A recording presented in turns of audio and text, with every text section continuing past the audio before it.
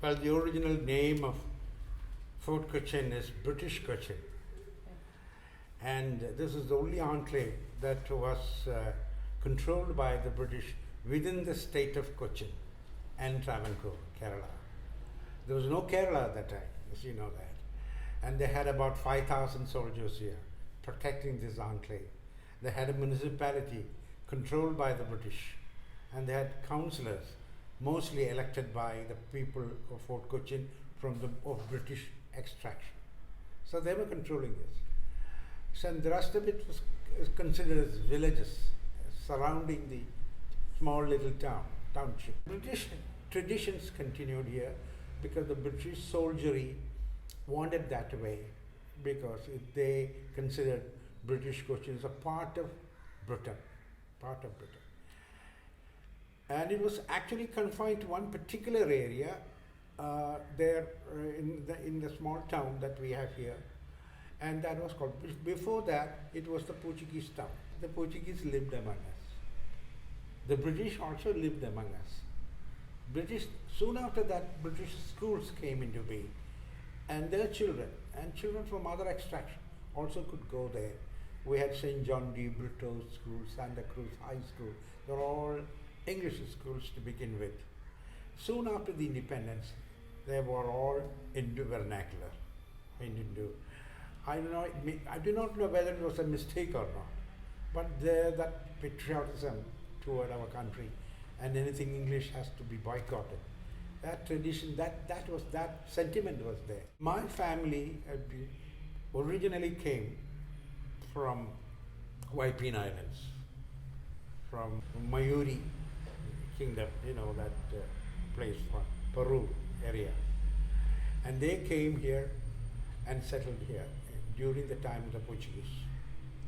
But they were building boats, perhaps for the Portuguese or for others.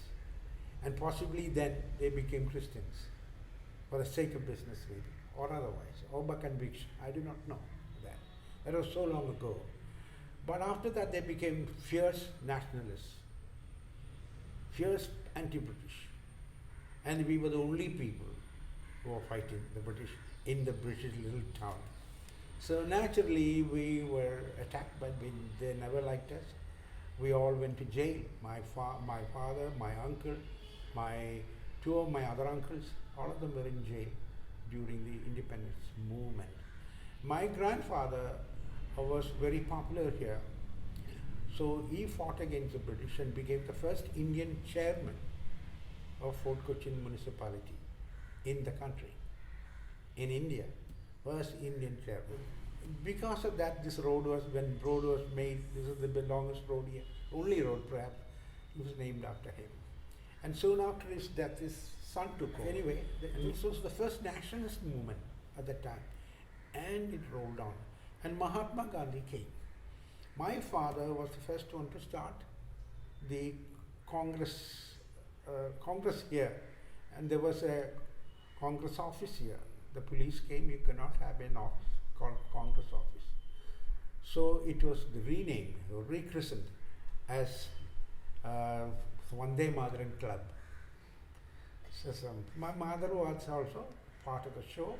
She was in the women's wing. And when we won the freedom, naturally, we were the ones to carry on the show at that time. And we had a great deal of influence with other races of people, but they wanted us to lead. So that's what they did at the time. And my family lost a great deal of British business because of that. In Aspinall Company wrote in the book that our business should never be given to this family. They are anti-British. So we had only the Portuguese business and Dutch business. So we continued on, and my own uncle, after the death of my grandfather, took over the reins of the municipality and ran the first municipality which was under the British. And we tried to retain the culture of all the three empires, tried. But on account of the tremendous influence that other people have on the other side of Cochin, in the state of Cochin, the Muslim and the Hindu and other. It's not possible for one to preserve all these things. There is no more longer what you might call genuine British or genuine Portuguese or Dutch remaining, except perhaps in the buildings, which are still being Portuguese or Dutch, and very little of any British, and there are and culinary habits, and that is being continued. Even culinary, in the sense that you should also include the Waipin Island. That's also part of British Cochin at the time, now being separated by the water. And the culinary art was continued on because of a large section of Anglo-Indians living here. They were actually Anglo-Portuguese, They became Anglo-Indians on account of the fact there were a number of companies who preferred these boys and girls to work for them because they knew English. That's the only reason. So learning of the English language became a necessity. But there weren't any college. There were only 1 or 2 high schools here. So all of them went to many parts of the world to study, to Madras and other areas, to Ernakulam and other. There were no English schools at the time, only English colleges. Colleges are there, but they are institutions in the vernacular, but taught in English texts.